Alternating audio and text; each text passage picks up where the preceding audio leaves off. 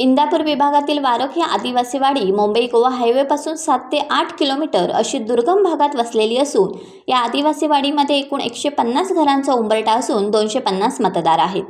या आदिवासी वाडीतील तरुण तरुणींची संख्या ही मोठ्या प्रमाणात असून काही तरुण तरुणी या उच्च शिक्षण घेण्यासाठी या दुर्गम भागातून चालत शहराकडे जात असतात।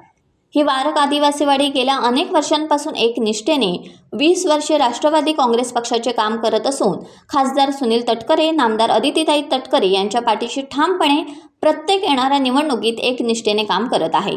गेली 20 वर्षे राष्ट्रवादी पक्षासोबत राहून देखील वारक आदिवासी वाडी ही विकासापासून वंचित आहे असा आरोप वारक या आदिवासी वाडीतील समाजसेवक रमेश कोळी यांनी पत्रकारांशी बोलताना व्यक्त केला। विगवाडीचा विकास झाला, आमचा का नाही असा प्रश्न आदिवासींनी खासदार तटकरे यांना केला आहे। माझं नाव रमेश भिकू कोळी। मी आज या ठिकाणी वारकच्या ग्रामपंचायतीमधील एक घटक म्हणून वारक आदिवासी वाडी येथे रहिवासी म्हणून एक राजकीय नेते म्हणून काम करत असताना गेले अनेक वर्षे आम्ही राष्ट्रवादी काँग्रेस पक्षामध्ये एक निष्ठावंत असं काम करत आहात। अनेक वर्षे आपल्याला ताईंच्या मार्फत, साहेबांच्या मार्फत जे काही कामाचं आश्वासन दिलेलं आहे ती काय आम्ही आदिवासी समाज असल्याकारणाने आमच्याकडे या कामाचं दुर्लक्ष होत आहे। तर आम्ही आदिवासी बांधव या ठिकाणी एक निषेध जाहीर करतो की आम्ही गेल्या 20 वर्षापासून साहेबांसोबत व ताईंच्या मार्फत आम्ही निष्ठावंत काम करत असताना आमचं काम बरेचसे कामं प्रलंबित शिल्लक राहिलेले आहेत।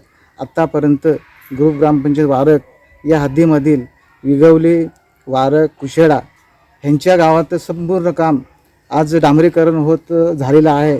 पण डांबरीकरण झालेलं असताना आमच्या वाडीतील लोकांची तळमळ जी आहे की आमचा रस्ता इतक्या खड्ड्यामध्ये आहे तरी पण साहेबांच्या मार्फत आमच्याकडे दुर्लक्ष होत आहे।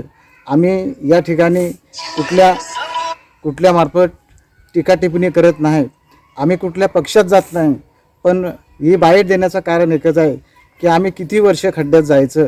येत्या कुणाची एखादी महिलेची प्रसूती कालामध्ये एखादी जर गाडी जर मागितली असताना गाडीवाला कोण टायमात येत नाही, कारण का रस्ता खराब असल्याकारणाने वाडीमध्ये कोण गाडी घेऊन यायला मागत नाही। एवढंच कामं नाही तर बरीचशी कामं या ठिकाणी प्रलंबित राहिलेली आहेत।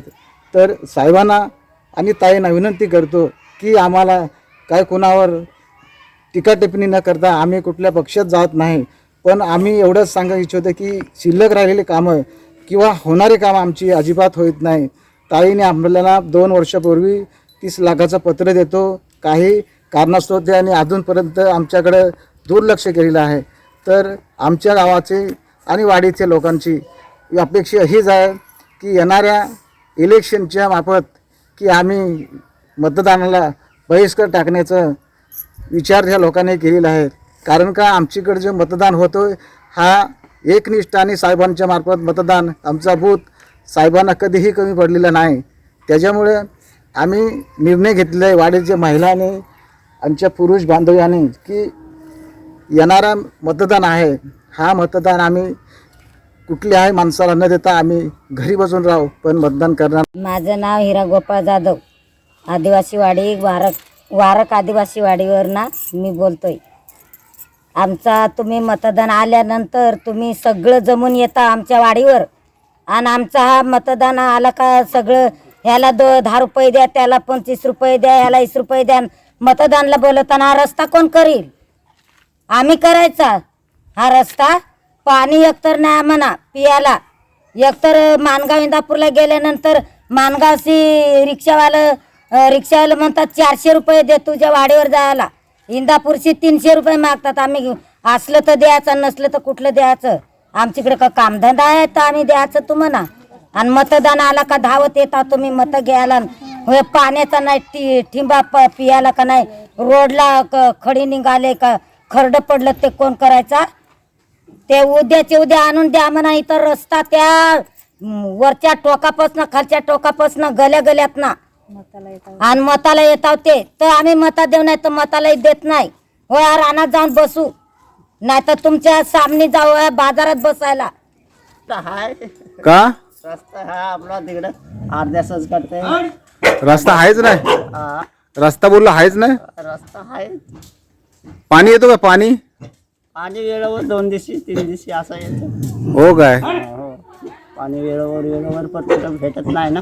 आज पण नाही, काल पण नाही पाणी. टाइम्स डिजिटलला लाईक करा, शेअर करा, सबस्क्राईब करा आणि बेल आयकॉन दाबायला विसरू नका. Times digital.